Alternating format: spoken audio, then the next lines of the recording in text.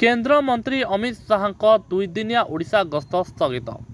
केन्द्र गृहमंत्री अमित शाह ओडिशा गस्तरे स्थगित होइछि। पूर्वतन प्रधानमंत्री मनमोहन सिंह वियोग में 7 दिनिया राष्ट्रीय शोक पर शाह गस्त स्थगित होइतिबा जणा पड़िछि। शनिवार भुवनेश्वर आसिजांते अमित शाह दुईदिनिया ओडिशा गस्तरे आसिजांते शाह।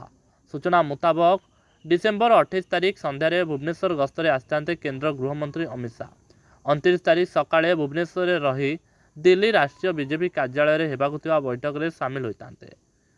भिसी माध्यम अमित शाह बैठक में जोगदेवार कार्यक्रम थिला। से बैठक में सबु राज्यर सभापति, संगठन महामंत्री, प्रभारी, सहप्रभारी और राष्ट्रीय पदाधिकारी माने उपस्थित रहिबे बोली जणा पड़ितला।